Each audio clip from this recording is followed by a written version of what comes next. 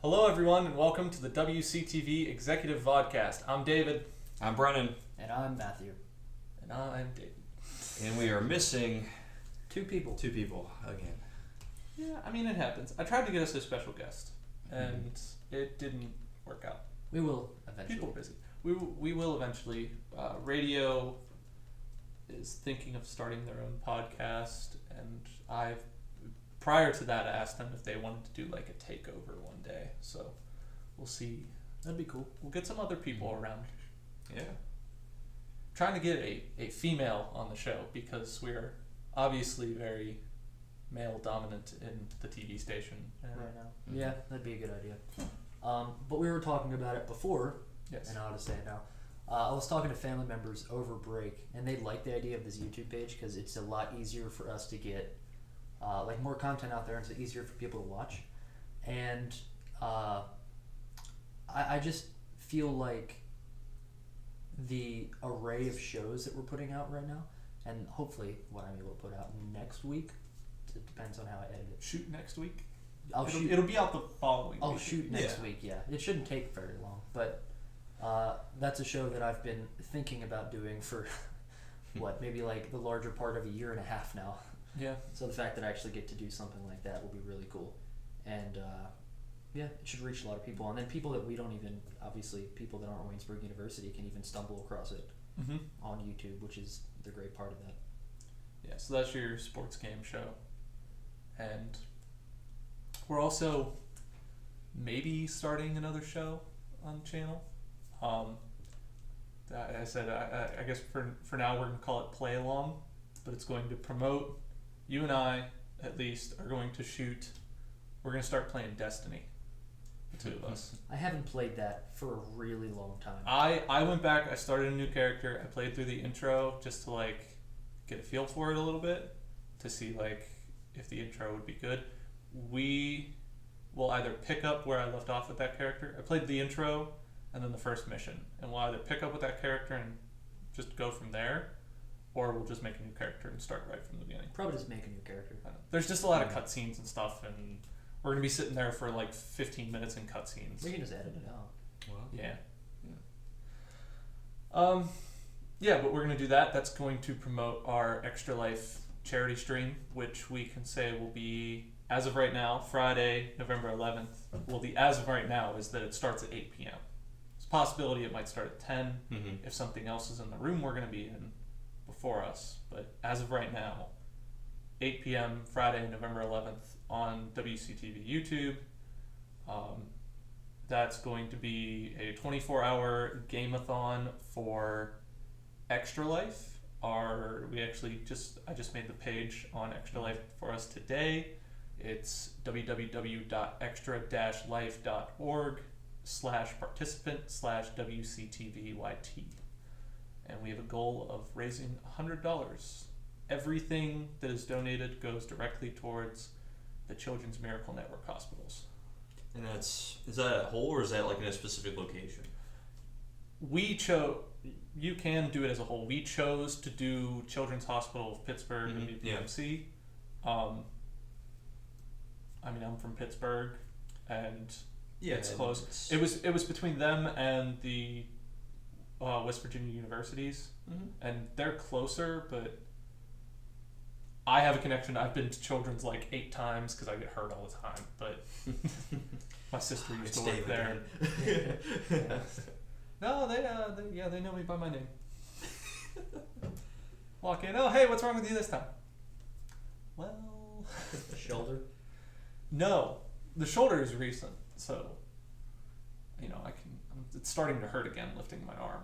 Like the cortisone shot's wearing off, but I would love to be able to play baseball again. I don't even want to at this point. I just want my shoulder to stop hurting.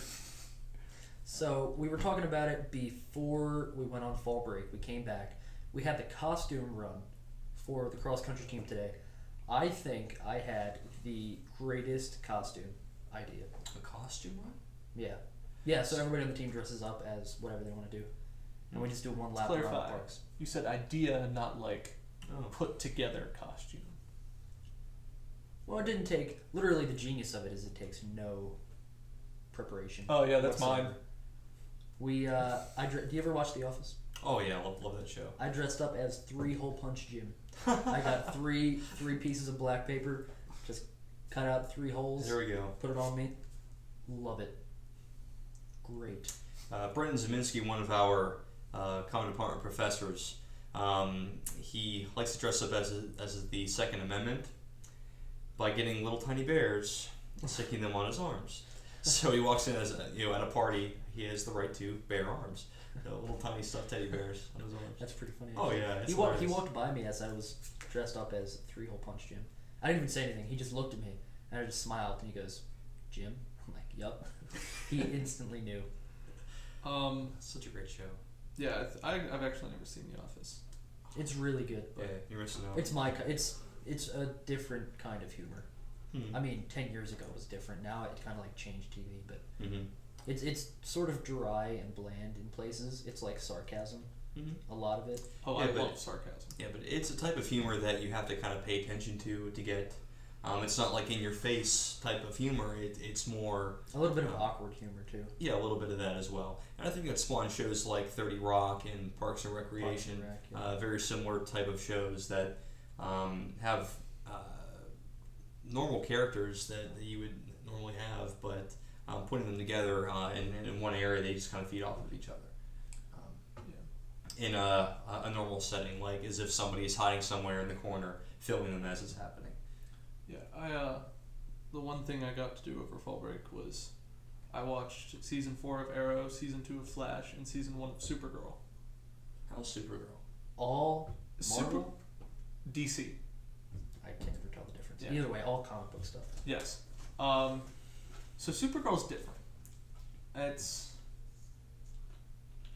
I feel like it targets a different audience. I still think it's good. But if you really want like the traditional stuff, I don't feel like it's as there. It's also a first season. It'll probably get better. A lot of it is just like building a character, and building a background and all that. But as far as humor goes, there was one scene in it. They did a crossover with the Flash where he ends up in the city. They basically with this crossover said this takes place in an alternate universe, because season 2 of Flash is all about having like the multiverse theory in Earth 1 and Earth 2. This is like Earth 3 because Barry accidentally runs through a dimensional barrier, and you can see on the Flash at one point like they do this thing to increase his speed, and he's running down the streets and you see him run through the barrier. Like a portal just opens, he runs through it, and then like 15 feet later a portal opens back up and he runs back out. And then when he gets back to the lab, he's just like, wait, I'm back already? But apparently that whole in-between was this crossover with Supergirl. And at one point, so Supergirl is this like assistant to like the head of like some major media corporation. And her, Barry Allen, and then the 2 guys that like help her are all in the room. And she, the media head like looks at them and goes, "You all look like the young, attractive, diverse group of or cast of a CW show." And like, it was just so like. I like when a show makes fun of itself. Yeah.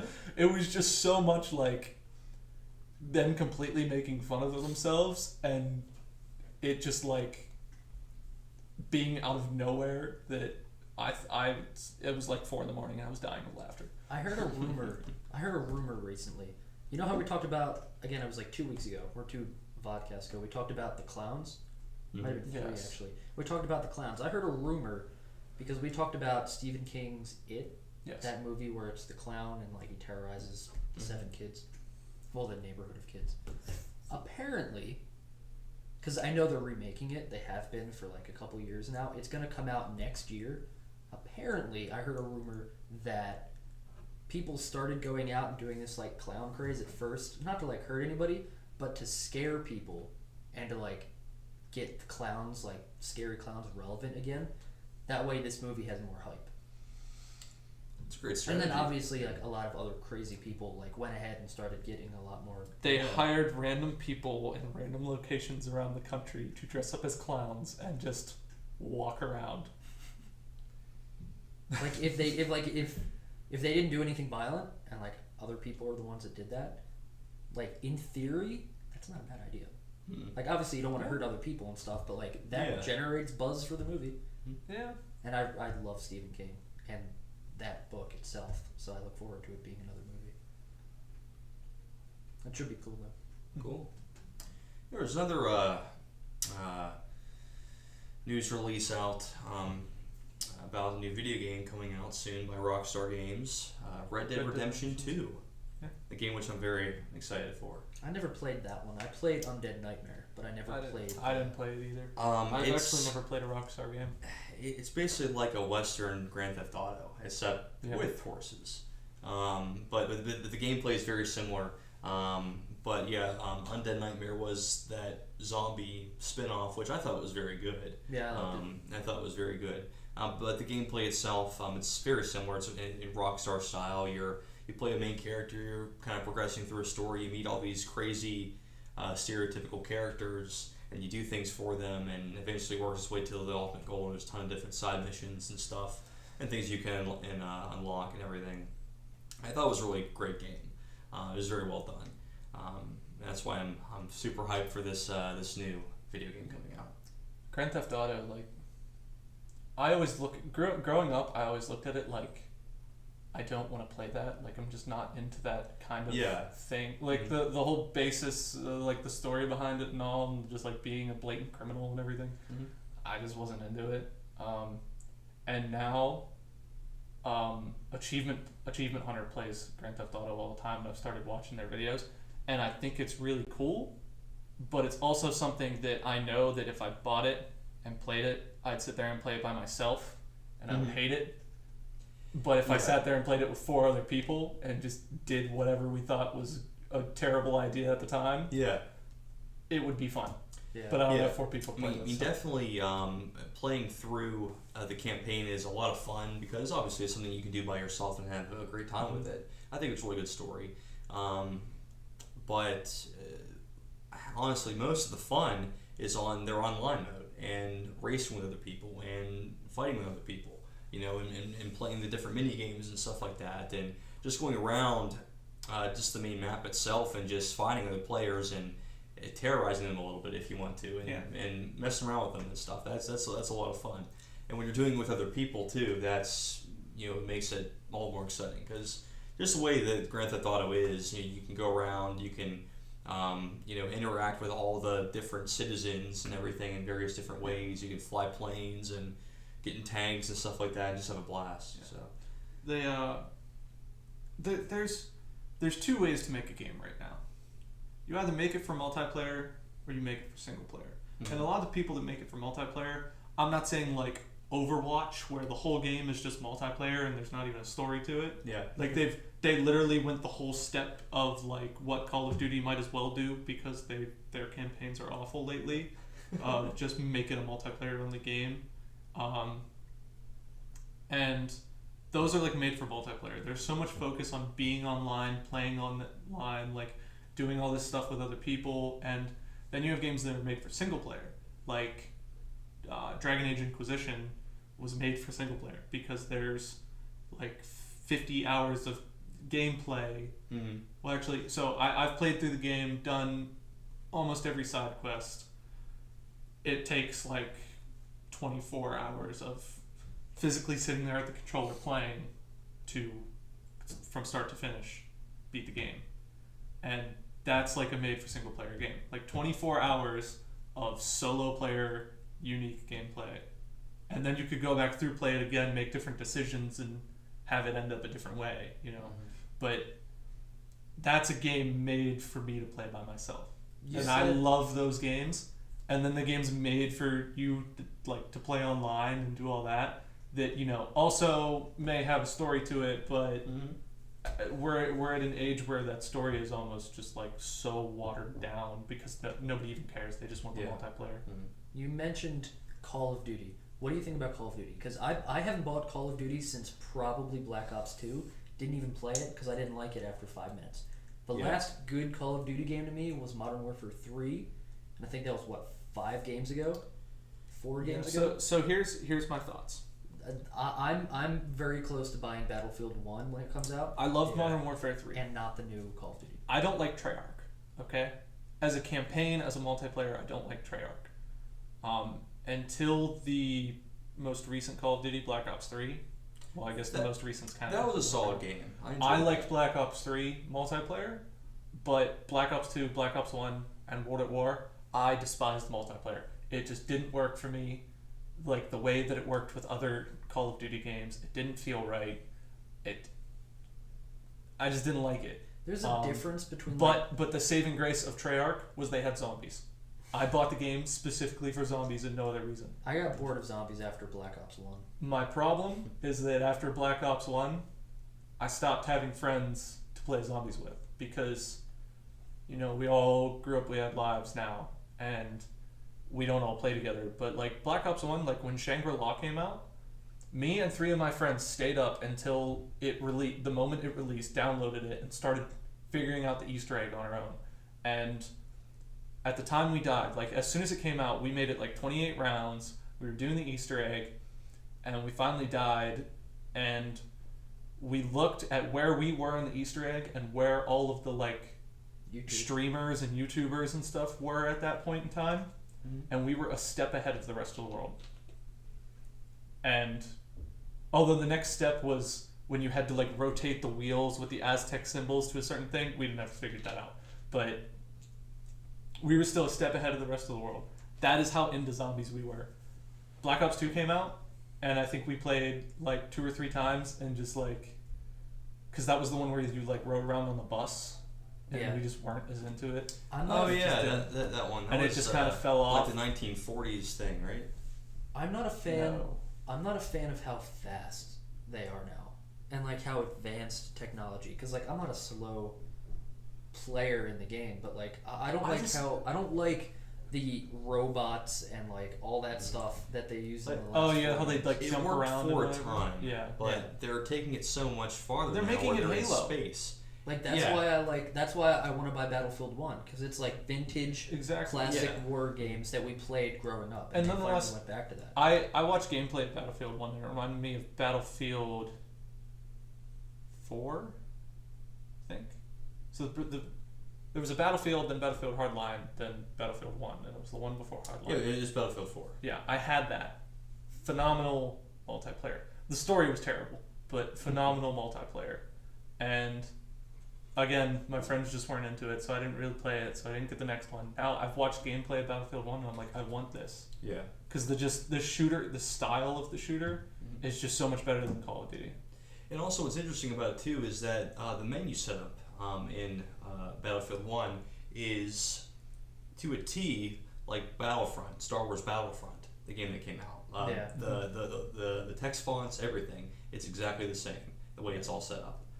Star Wars Battlefront, biggest disappointment of my life. Very I much so. loved it for the PlayStation back when we were growing up, like 2004, 2005. Yeah, where you had like the option to pick a default. And I bought the new one and I played it for like a month and I was like, yeah, I'm enjoying it, but I'm really disappointed. And I told my brother I went through all the problems I had with it, and he was like, you can't be mad at them. And I was like, why? Like Battlefield 2 or Battlefront 2, you could play like as 16 different Jedis and like heroes. You had all these different maps. You had so much more like you had customization, and he was like, "Well, you can't be mad at them because they're just gonna make you pay for more." I was like, "I can be mad at that." Actually. Yeah, Star Wars Battlefront 2, they had a heroes game mode where you could play like 5v5 on the Cantina as 5 Sith versus 5 Jedi, or like 5 good side. And there'd still be like 5 other heroes or like 10 other heroes you could choose from on each side. Like there were tons, and that was like heroes mode. And then you had like the basic multiplayer that they have on Star Wars Battlefront, but you had at least twice as many maps, if not like 3 times as many maps. And then they had the campaign mode, which wasn't like a story campaign, but it was like... And then Galactic Conquest. Yeah, that's what I meant. And then you can That's my choose to be like different sides. And they had 4 different four different time periods too. Yeah, but that was all one game. Star Wars Battlefront comes out. You what get was it? Four maps with you get like 4 to 6 maps. You get 3 heroes on each side. Yeah. And then and 2 months just later, multiplayer. And then 2 months later, a new map pack comes out like 3 maps and 2 heroes that you have to buy. Yeah, and several different guns that you can't advance to get because you have to purchase the DLC. And it's like, I'm not purchasing the DLC. You already made me waste this much money on a small fraction of the game that we thought this was going to be. Yeah. It's disappointing. Incredibly disappointing. I was so pumped when I heard they were remaking that. On the upside, the game itself is beautiful. It really is. It's a beautiful game. But they're making another one, by the way. Yeah, I mean, they planned before that. They're making a second one and probably a third, because they're gonna. Because for this one, they don't have the rights to. They only have the rights to 4, 5, and 6 people, and then I think in the next one it's gonna be 1, 2, and 3 as well. And then I think they're either gonna get 7, 8, 9 people for that, or they'll just do a third game and then throw them in there too. Yeah. It's just frustrating, you know. I wish that they would enhance or redo Battlefront 2, one that we had for PlayStation 2 years and years ago. They could remake that game and it would sell at $80 a game. Yeah. It would be great. I'd pay for it. Like a Firestorm. Yeah. Like, so back to Battlefield 4. The reason I don't like Battlefield 4, the story, was because it was like the very beginning of the game.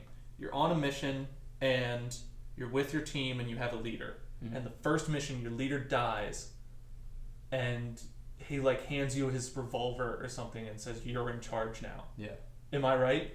Okay, because I think so. It's been a few months since I played through the campaign. Yeah. Okay, because I'm thinking of another game that was similar, but I don't think it was the same thing. Yeah, Battlefield 4, like the first thing they do is put you in charge, and you don't make a decision for the rest of the game. Everybody tells you the decision you're making. Literally, the very end of the game, you make a decision, and that's it. Everything else is like your squad telling you what you're gonna do. Why did you put me in charge if I'm not making decisions? Yeah. Like, that's just a complete and total flaw, if you ask me. And like I'm a big storyteller person. I would hope so. I'm a comm major, but and I understand like the story they wanted to tell, but you should have put the one squad mate in charge, not you, and then you just followed him because all you did was follow him anyways. You made no decisions throughout the entire thing. Your guy didn't even have a voice.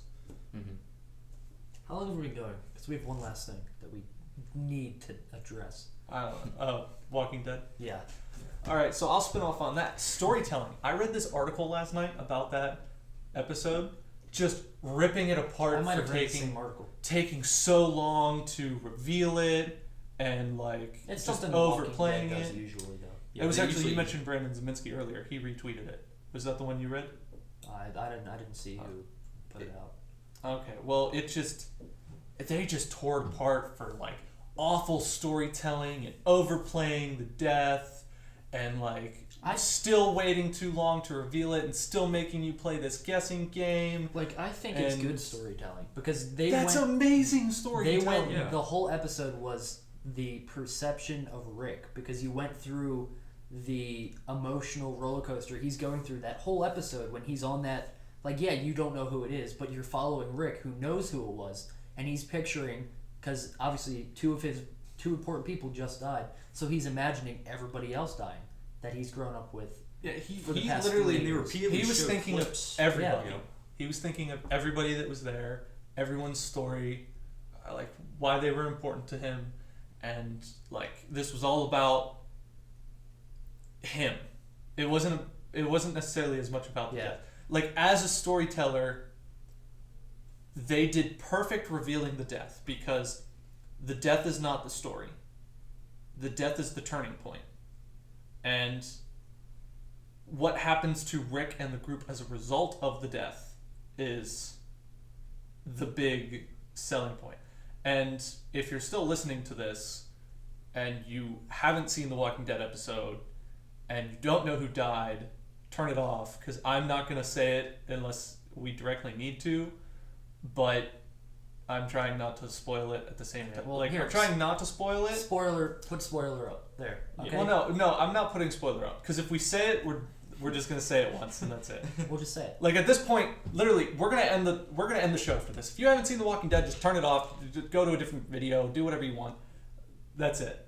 Yeah. We are this far into the episode. If you're not paying attention right now and you start paying attention in 2 minutes when we say who died, that is your fault, not mine. I do not take the blame for that. All right. Abraham and Glenn. Yes. Abraham's death was good. Perfect. Loved the scene. Killing Glenn was overkill. It was just dumb. It was... they threw away a character. The thing that article said was because we've known that Glenn was going to die by Negan, but I had kind of assumed after they've foreshadowed it 3 or 4 times now, that it would kind of be like, oh, well, we can't do it now. We already toyed with it enough. Yeah, well, what's his name? Robert Kirkman, the creator, has said that the TV show is his way of fixing mistakes he feels like he made. Apparently, the mistakes he made was that he wanted to kill more people. The thing that I have trouble with where this show is going right now is usually every time something goes wrong, when this group gets in a predicament, you'll be like, okay, well, this person's gonna, come up and be that new guy. When Shane died, when Rick killed Shane, it was like, all right, well, Glenn's gonna have to take on a little bit more of a role. Or somebody dies and Tyrese came along and stuff like that. And like knowing the potential characters that are going to come into play, I'm not looking forward to this whole new colony of Ezekiel and the Kingdom. Like, yeah, it'll be cool, but like literally, Rick's group has no one right now. Yes. Well, because like Shane. So Abraham's death. Abraham is gone. Glenn is gone. They have no muscle. Daryl's captured. They don't have anyone. Yeah. Abraham's death was perfect from a storytelling standpoint. Not like the whole reveal, like everything building up to that moment was like amazing storytelling. And if you try to tell me that I'm wrong, you don't know real storytelling. Having them use the camera as Rick's eyes was great too. You are literally, if you didn't like that reveal, you are literally just impatient and don't actually care about the art of storytelling. You just want to know what happened. It was stressful in the moment, but yeah, but like recognizing it. Abraham's death was perfect because they finished his character's story the previous season, like with him having that suit and like it was perfect. And if you think about something with Negan and that whole ordeal, Negan did them a favor killing Abraham. Because when he was walking around talking about who he was going to kill, Abraham was the one that got up and said, I'm ready. Like, do it. And he didn't do like an accurate eeny, meeny, miny, moe. He went around random and then purposely ended on Abraham. He did them a favor. He took the one who was ready. And then Daryl gets up and punches him for taunting Rosita. And he had to kill someone else. And he just hit the closest person to him. How bad does Daryl have to feel right now? That's hard. I mean, there was one scene where where Daryl was looking over at Negan, bashing, Glenn several times, and just the look of horror on his face, and as well as probably an extreme amount of guilt because he realized, oh my gosh, I'm the reason why this is happening right now. Yeah. Because Negan did say earlier on in the episode that, if anybody did anything like that, then there have to be consequences. Because when he first went to Maggie, Glenn tried to jump him, and they stopped him. He said, I'll give you that one, but that's your one free one. If other people move, I'm going to have to start, like... I'm going to shut that down. Yeah. And, I mean, he did. So, I just think that the whole scene was unnecessary, because I felt like you threw away Glenn's character last season, whenever, with the whole dumpster thing. Like, you threw away Glenn's character. Like, for a whole half season, he was under a dumpster. There was no development with his character. Well, the rest of the season was like him getting back. I think, and then he was finally back with Maggie for like one episode, and that was a big like character development between the two of them. And I can understand his progression of the character though there at the end, because he was the modest, doesn't lie, very calm, cool, and collected good person. Like he never killed a person, a human. Yeah. When they went to that one place, he couldn't do it. And it's like, he's strong-willed and able to like fend for his own, but I think it shows that in that type of a world and atmosphere, you can't survive with that kind of a mentality. Mm-hmm. He probably survived the longest out of anybody that could have that type of a lifestyle into that zombie apocalypse. Still, I just feel like if they hadn't done the whole dumpster thing, fine, kill him. But like you literally threw away his character for a whole season just to kill him. Mm-hmm. And now, Yeah, I agree with that. like there was still more of a story that you could have told with Glenn because the baby's coming and how they deal with that and all that. There was more of a story for Glenn, and Abraham was done. They wrapped up his whole story. He was done. He was gonna be a Sasha after this, or a Rosita. Sasha's storyline is done. She's just kind of there. Rosita's storyline is renewed with Abraham's death. But before that, I just follow Abraham around. That was it. If not Glenn, who would you have preferred to be the one? Like if somebody else had to die along with Abraham, who would you? I mean, from what be? standpoint? Because I would very easily choose Daryl. someone like Aaron or what? Yes. What? I mean, do you It mean can't as be in- someone pointless. Do you mean as in something? Is that you being mad? No. Is that what you mean? Something like it had. Who would you rather have die that has meaning? Yes. Well, no, I'm picking I'm someone still who- learning about this as well because I honestly, before The Walking Dead happened, I watched the last episode of last season just so I can get caught up and be part of the conversation. Okay. That's ultimately why. So I mean, who would I have wanted to die? Sasha, because I'd say Eugene. like I said, Sasha is pointless. I'd say Eugene. Like he is kind of. No, you can't kill Eugene because he's gonna make all the bullets. He's the guy that he like. They need Eugene. He finally proved himself as being worth something last season, and I feel like if you killed him, Abraham would get even more insane. Oh no, okay. I'm talking about who would be the second death. Abraham's already dead. Yeah. Oh, yeah, So, that's true. I wish he would have killed Daryl. But that would be interesting. Like, say if Negan would have killed Eugene first, Abraham would have gotten like really upset and angry, then maybe he would have gotten up and tried to attack him or something like that. And since he's a big dude, like he might be able to fight off like a couple guys, and then Negan comes over and finishes him off. I think that would be interesting. I'd too. say Michonne. I would want to see how Rick deals with his third. Michonne would have also been fine. Michonne's character, at this She point, is not tied up. at this point, her character arc, like her personal character arc, was kind of over, and now it was she's becoming. entering a new stage with Rick. But yes, but that it was kind of entering a thing. new stage with Rick. But if you killed her, the new stage is just a development in Rick, and you don't need. She is like not independently as a character important to that discussion. I wanted it to be Carl, but Oh, I might have stopped. I kid you not. When he had Carl down and drawn the line where he's sitting I there, know, you're I like, was like, yes, oh. do it. I kid you not. I may have stopped watching if they did that.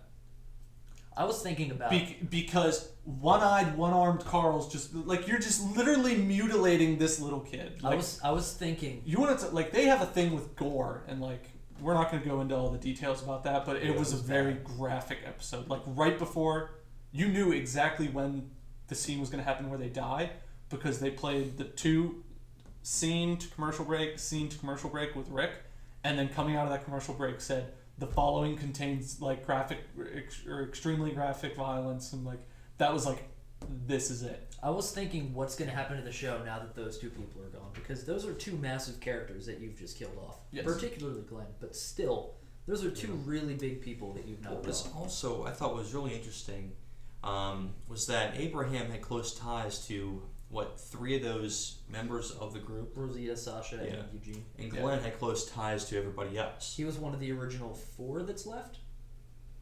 It's Glenn, Carol, Rick, Carl, Daryl. Daryl. So now it's only 4 left. Yeah.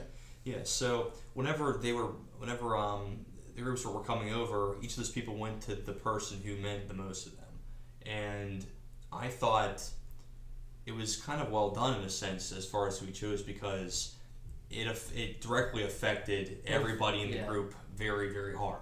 Mm-hmm. So, like, say for example, if it was Abraham who had died, it would affect it would affect everybody hard. But there was those 3 or 4 characters that were like really hurt by it because they were so close to him. They were with him for a very long time, but it wouldn't have affected like a Maggie or or a Daryl so much because they weren't with him for a long time. But because he took out both Abraham and Glenn, everybody had somebody taken away from them that was so close to them in their life. Back to Daryl. Why I think Daryl, because Daryl's character is kind of over. Like Daryl's not in the comics. Daryl has no predetermined storyline. Daryl's just kind of there. I just found out he actually auditioned for Merle, by the way. Oh. He auditioned for Merle. They didn't even write Daryl Dixon as a character. And they just liked Daryl so bad, and they were like, you know what? Norman Give him a brother. Yeah. Anyway. But like, he doesn't have his whole personal story arc was the beginning, like season 1 with Merle, and then he kind of just went with the group, and then he was like the protector kind of, because he was like into this lifestyle, like he kept them safe, he kept them going. They got to the prison and it started to get awkward. Like Daryl doesn't fit in that civilized lifestyle. It started to get a little awkward, and then the prison fell. They went off. Him and Beth had his thing. That story arc ended, and then he was gonna leave. When they were doing all this stuff with the Alexandria and that horde of herders and getting them away, he was gonna leave, and they knew about it. And like Rick talked to him and knew about it. Like he went off on his own. He just got into trouble and had to come back.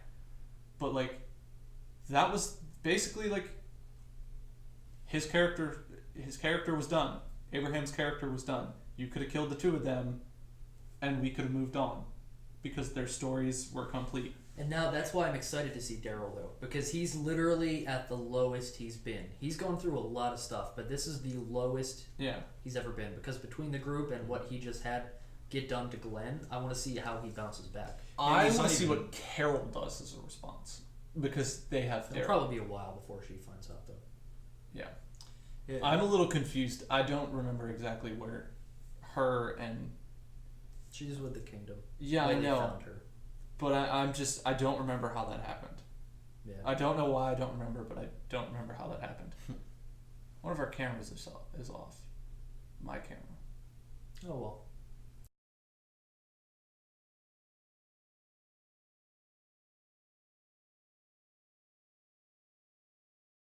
Hey everyone, ran into a little recording issue, not sure where that video ended, but if you enjoyed it, make sure to subscribe to the channel, check us out for more great content. You can also check us out at WCTV_Waynesburg on Twitter and follow all our content there. Thanks.